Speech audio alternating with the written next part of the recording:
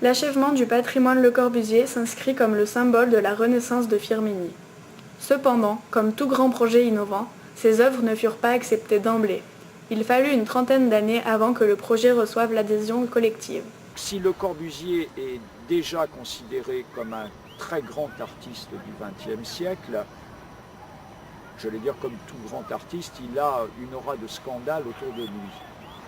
La critique sera féroce sur les réalisations de Le Corbusier.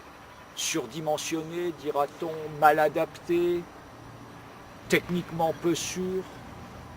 Une critique qui s'établira au niveau local, mais également, vous l'entendez bien, au niveau international. Et une critique qui, quand bien même soit-elle féroce, n'empêchera pas aussi d'autres voix de dire « mais attention, ne jetons peut-être pas le bébé avec l'eau du bain, nous avons là des réalisations exceptionnelles ». C'est pour ça d'ailleurs qu'en 1984, l'ensemble des bâtiments et des édifices réalisés à Firminy par Le Corbusier seront protégés au titre des monuments historiques. Les étapes du projet maintenant sont peut-être une plus grande considération par la communauté d'agglomération de Saint-Étienne Métropole de ces bâtiments. Au jour d'aujourd'hui, ce stade n'est pas considéré comme un grand équipement communautaire structurant. Peut-être demain, au même titre que Geoffroy Guichard, va-t-il le devenir. Ceci est dans les discussions actuelles entre les collectivités locales. L'autre grande étape, bien sûr, c'est l'inscription parmi le patrimoine mondial de l'humanité. L'église Saint-Pierre, qui a beaucoup fait parler d'elle et qui a été très clairement le chantier vedette ces dernières années de la valorisation du patrimoine, a un peu éclipsé quand même un autre très gros chantier à l'échelle de la ville de Firminy, qui a été la restauration complète de l'unité d'habitation. 15 millions d'euros là-haut, 6,8 millions d'euros dans l'église.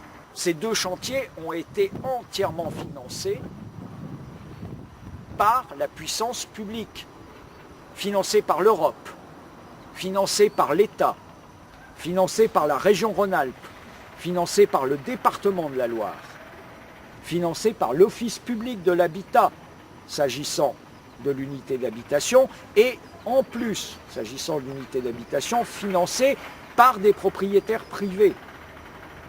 Donc, entendons-nous bien, ces chantiers ont été des chantiers de consensus sur des sommes qui sont des sommes très importantes. Qu'ils participent également d'un développement économique. Recevoir des visiteurs ici du monde entier, c'est leur dire qu'ils peuvent manger à Firminy, qu'ils peuvent dormir à Firminy, qu'ils peuvent aller visiter toute la région, les Gorges de la Loire, site naturel classé, le musée d'art moderne. Donc c'est nous donner localement des capacités et des leviers d'action pour un développement économique. Un autre enjeu, et le premier ne se substitue pas au second et ne le recouvre pas non plus qu'il ne l'annule, c'est aussi de faire que ces bâtiments qui, encore une fois, sont en usage quotidien pour la population de Firminy puissent toujours mieux remplir cet usage.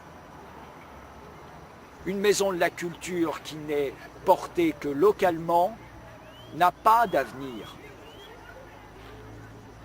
Si elle est en relation partenariale avec d'autres institutions, du théâtre, du spectacle vivant, associatif, eh bien, elle va pouvoir toujours mieux être en capacité d'agir localement. L'implantation des œuvres de Le Corbusier a permis à Firminy, initialement petite ville ouvrière, de prendre une dimension culturelle internationale. L'inscription prochaine de l'œuvre de Le Corbusier au patrimoine de l'UNESCO renforcera encore le rayonnement de Firminy.